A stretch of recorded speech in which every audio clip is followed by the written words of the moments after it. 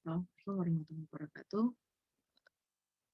Berjumpa lagi di diskusi komunikasi antar pribadi. Hari ini kita akan membahas tentang kesetaraan dan empati. Nah, kita mulai saja ya. Oke, ini dia Mbak Mas, materi kita untuk hari ini. Kesetaraan itu pada dasarnya juga bisa dipahami sebagai equality. Nah, kesetaraan itu harus hadir di komunikasi yang efektif, di mana dua orang partisipan dalam komunikasi antar pribadi tidak memandang yang partisipan yang lain lebih rendah atau lebih tinggi. Jadi dua-duanya menilai diri mereka setara, dan yang lebih penting adalah keduanya mau mendengarkan dengan sungguh-sungguh. Tidak mendengarkan untuk merespon, tidak mendengarkan untuk mencari celah menginterupsi, tapi mendengarkan dengan sungguh-sungguh, menempatkan diri kita di perspektif dan pemahaman orang lain. Nah, ciri komunikasi yang setara yang pertama adalah kita tidak menggunakan kata seharusnya. Kalau kita menggunakan kata seharusnya ini artinya kita masih menggunakan perspektif diri sendiri dalam berkomunikasi dan tidak melibatkan perspektif atau sudut pandang orang lain. Dan kita minta tolong dengan cara mohon bantuan, mohon maaf, mohon pertolongan, karena kita menilai partisipan komunikasi yang lain atau orang yang kita ajak berbicara itu setara dengan kita. Ini juga merupakan bentuk penghormatan. Kemudian aspek yang ketiga adalah kita mendengarkan tanpa berniat untuk menginterupsi dan menghindari interupsi. Kecuali kalau ini memang forumnya debat ya. Nah, itu berbeda. Yang keempat, kita mengapresiasi partisipan komunikasi yang lain atau orang yang kita ajak berbicara dengan menunjukkannya. Misalnya dengan cara menunjukkan komunikasi nonverbal atau menggunakan isyarat seperti mengangguk, kemudian tersenyum, menatap mata lawan bicara, gitu ya. Ini kita artinya appreciate. Dan yang kelima adalah kita menyadari sungguh-sungguh bahwa semua komunikasi yang terjalin itu pasti didasari atau ada perbedaan yang terlibat di dalam. Nggak mungkin kan kita ngobrol antara dua orang itu tidak ada yang beda, karena menyatukan dua kepala itu pasti ada yang berbeda di antara dua kepalanya. Itu adalah perbedaan dalam komunikasi dan dalam kesetaraan. Nah, dari sudut pandang bahasa Inggris ya, ini ada dua hal yang mirip, equality dan equity. Keduanya auranya sama-sama positif ya, indikasinya sama-sama positif. Tapi equity ini lebih banyak faktor yang dipertimbangkan. Sementara equality kita sebatas menilai bahwa kita setara dan sama posisinya. Untuk penggambaran kurang lebih seperti ini. Equality sama, tidak ada yang berbeda. Makanya di antara keempat orang yang kita lihat di gambar yang atas itu ya, ada penyandang difabel, ada laki-laki, perempuan, dan anak-anak dikasih sepeda yang sama. Ya, ada yang nggak bisa naik, ada yang naik tapi nggak nyaman, gitu. Ada yang naik tapi bisa beradaptasi. Nah, sementara equity itu karena dia mempertimbangkan lebih banyak hal, termasuk aspek personal masing-masing partisipan komunikasi, maka mereka diberi tool yang mirip, bukan sama ya, tapi mirip. fungsinya saja yang sama. Ada yang pakai roda 3, ada yang rodanya lebih besar, rodanya medium, ada yang rodanya paling kecil. Untuk bisa mengakomodir kebutuhan mereka. Itu tujuan dari equity atau adil tidak memihak. Nah, sementara dalam Islam, kesetaraan itu dibahas salah satunya dalam surat Al-Hujurat ayat 13, bahwa Allah itu menciptakan kita secara berbeda dalam arti fisik, dalam arti latar belakang sosial, geografis, dan lain sebagainya. Tapi yang terpenting dan yang dinilai Allah itu hanya satu, yaitu ketakwaan kita. Bagaimana kita meyakini bahwa Allah itu ada dan bagaimana kita menindaklanjuti keyakinan tersebut dengan ibadah. Nah, setaraannya dalam hal bahwa perbedaan fisik itu dianggap tidak berpengaruh ya. Artinya kita semua setara, meskipun punya ciri fisik yang berbeda, punya logat bicara yang berbeda, tapi kita semua setara. Nah, yang dinilai berbeda oleh Allah adalah ketakwaan kita masing-masing. Surat Al-Hujurat ini juga mengajarkan kita beberapa hal. Bahwa Islam itu juga mengajarkan pendidikan politik. Ada dasar demokrasi yang hak atau benar, karena ini adalah firman Allah dan tuntunan Rasul, yaitu semua orang dianggap setara dan berhak berpendapat. Meski demikian, Islam tidak menilai manusia itu secara berbeda dalam konteks strata. Ada yang bangsawan, ada yang rakyat jelata seperti kita, gitu ya. Bangsawan kayak Pangeran William dan Princess Kate Middleton. Ya. Itu hanya struktur sosial saja, Mbak Mas, atau konstruksi sosial. Itu diciptakan untuk memenuhi kepentingan atau prestis golongan tertentu. Sementara kalau dalam agama itu tidak berlaku. Bahkan perbedaan suku bangsa pun juga tidak berlaku. Maaf, di sini ada typo ya. Nah, itulah sebabnya Islam menentang adanya diskriminasi rasial, karena semua warna kulit, semua ras itu dianggap setara dan sederajat. Itu tadi untuk kesetaraan. Sekarang kita langsung beralih ke empati. Empati secara mendasar adalah kemampuan merasakan apa yang dialami orang lain yang kita tindak lanjuti dengan menunjukkan kepedulian. Empati ini melibatkan aspek pikiran, perasaan, dan perbuatan, kognitif, afektif, dan konatif. Intinya adalah kita membantu orang lain menyelesaikan masalahnya atau kita membantu orang lain meringankan beban. Nah, empati ini kita menempatkan diri di posisi orang lain, tapi kita tetap bisa jadi diri sendiri. Kita berkontribusi atau nyumbang sesuatu yang bisa meringankan beban orang lain dalam waktu yang sesuai, tidak melanggar batas personal atau tidak melanggar hak, ya. Supaya apa yang kita sampaikan sebagai bantuan ini juga tidak disalahpahami, orang lain tidak salah persepsi. Kalau Mbak Mas pernah dengar istilah ini ya, wearing others people's shoes, jadi kita pakai sepatu orang lain.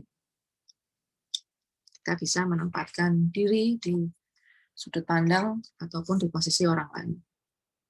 Yang pertama kita lakukan adalah mendengarkan kisahnya atau membaca, memahami konteksnya, supaya kita bisa merasakan apa yang dia rasakan, mengalami apa yang dia alami. Terus berikutnya kita menelaah apa sih yang kita rasain, Setelah itu, apa yang akan kita lakukan untuk mengatasi ini semua? Nah, yang terakhir adalah kita menunjukkan tindakan, niat baik yang berupa tindakan atau aksi nyata gitu ya.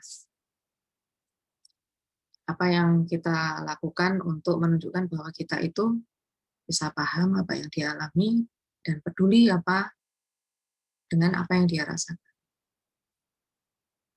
Wearing other people's shoes. Dari sudut pandang psikologi ya, empati itu bisa dikategorikan jadi 3. Yang pertama, affective empathy. Ini kita merespon emosi orang dengan sesuai emosi, emotions.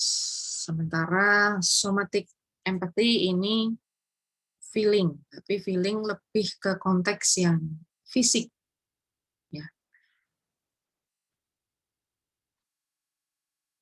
Kalau Mbak Mas pernah dengar ada istilah psikosomatik, itu adalah penyakit, bukan penyakit ya, mungkin gangguan yang kita rasakan secara fisik dan psikis. Dimulai dari hal yang psikis dulu. Biasanya kita punya banyak pikiran, mungkin kita banyak pikiran karena mikirin orang lain atau rasain apa yang dirasain orang lain gitu ya. Nah, itu juga berimbas ke kesehatan fisik kita. Biasanya gangguan psikosomatis ini salah satu indikator gangguan fisiknya adalah sakit mah, gangguan lambung atau gastritis ya. Contoh nih, misalnya Mbak Mas habis ditelepon sama orang tua. Mbak Mas posisi lagi di Jogja nih, orang tua di kota lain gitu kan. Di masa masih pandemi ya, masih banyak orang yang masuk ke rumah sakit gara-gara COVID gitu kan. Terus ditanyain, kapan pulang? Papa, Ibu kangen nih. Mungkin respon yang kita ucapkan saat itu, wah belum bisa mah, Pak, Bu, Ayah, Bunda, Abi, Umi. Masih banyak tugas, ini lagi banyak uji kompetensi. Terus kemudian kita tutup telepon, malamnya mungkin kita baru kepikiran. Gitu. Nah, wah mama apa kangen nih, ya, tapi belum bisa pulang. Nah, akhirnya homesick. Ini juga bisa dikategorikan sebagai psikosomatik ya Mbak Mas. Kita merasakan apa yang orang lain rasakan, jadi kita ikut terimbas gitu. Nah, yang ketiga atau yang terakhir adalah cognitive empathy. Ini kemampuan untuk bisa memahami pikiran orang lain. Bukan membaca pikiran gitu ya, tapi kita bisa tahu apa yang lagi dia pikirin. Gitu. Tapi tidak mutlak empati dalam sudut pandang psikologis itu dibagi jadi 3 ini ya. Ini secara mendasar saja untuk membedakan mana sih yang kita rasain empatinya. Oke. Nah, bersimpati ini juga muncul pada saat kita melakukan empati. Kalau empati tadi dari sudut pandang orang kedua, yaitu orang yang kita ajak berbicara. Kalau simpati ini dari sudut pandang kita sendiri. Perbedaan mendasarnya di situ. Tapi secara general, ya, simpati dan empati itu pasti melibatkan aspek kognitif atau pikiran dan afektif atau perasaan. Nah, mungkin perbedaan secara umum saya jelaskan di sini ya. Empati dan simpati ini pada dasarnya sama. Jadi kalau simpati ini kita tidak punya pengalaman yang sama, kurang lebih seperti itu. Sementara empati itu kita punya pengalaman yang sama atau mirip. Nah, simpati itu kita memahami dalam aspek kognisi atau recognition ya. Sementara empati itu kita memahami dari aspek afeksi atau emotion. Nah, spektrum atau tingkatan empati itu bisa dipahami dari 4 level ini, Mbak Mas. Yang pertama itu pity atau kasihan. Makanya ungkapannya nih, wah kok gitu sih?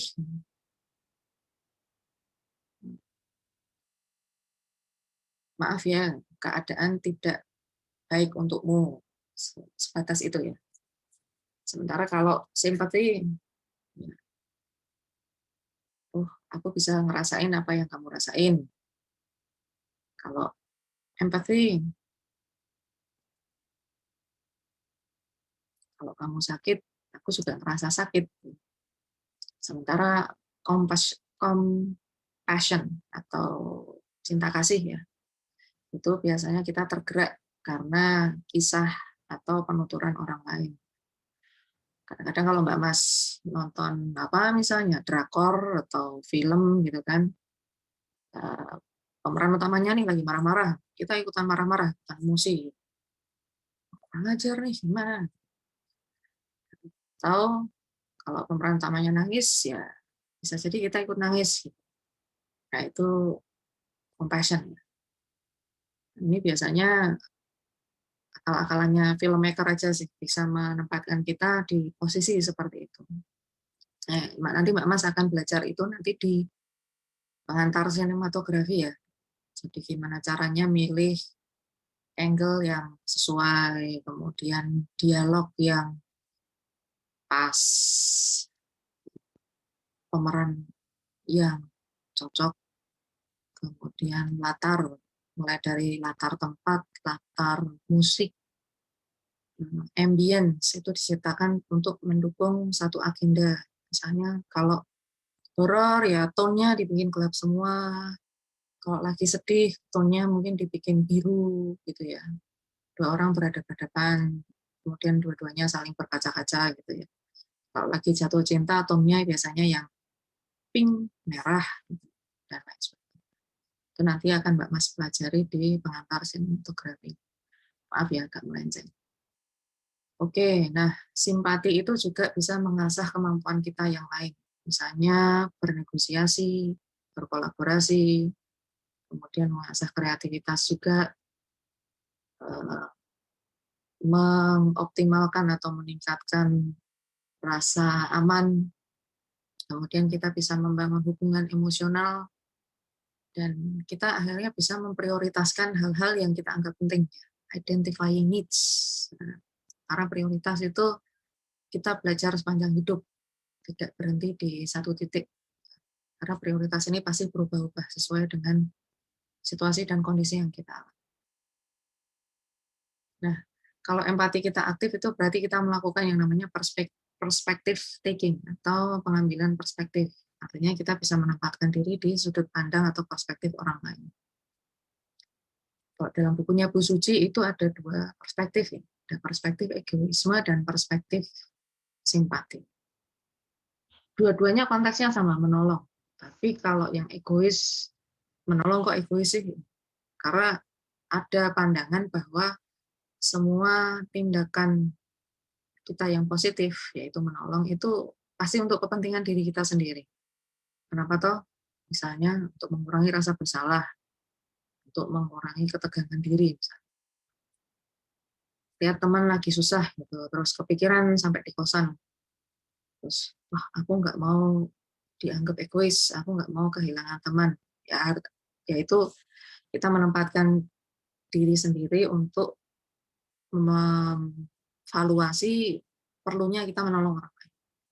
Sementara kalau dari perspektif simpati itu ya semata-mata kita mengurangi penderitaan orang lain. Ini biasanya tanpa pamrih yang biasanya umumnya dilakukan oleh orang-orang terdekat atau dalam keluarga kita sendiri. Orang tua biasanya selalu ada untuk anak-anak. Nah, ada juga altruisme.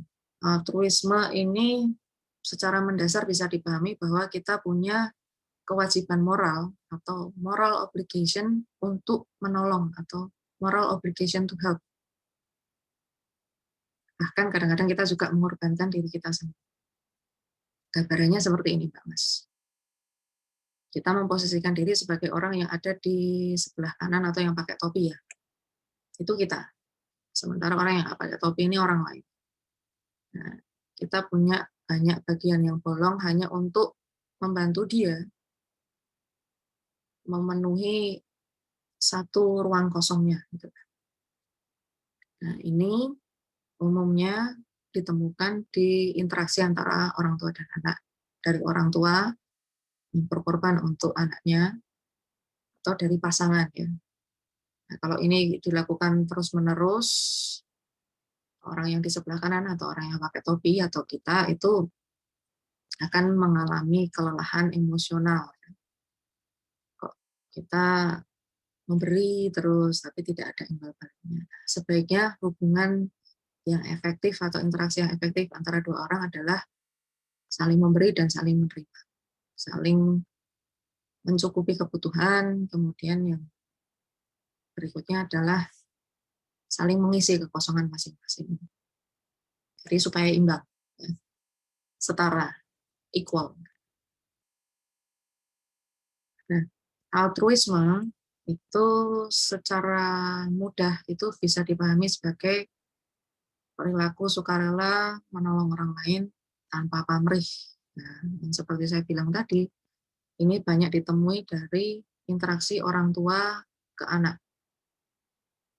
Nah, teorinya ada 3. Yang pertama, pertukaran sosial, bahwa kita itu puas menolong. Sepertinya kalau menolong itu kita mereward diri kita sendiri secara internal. Ya, makanya disebutnya inner reward.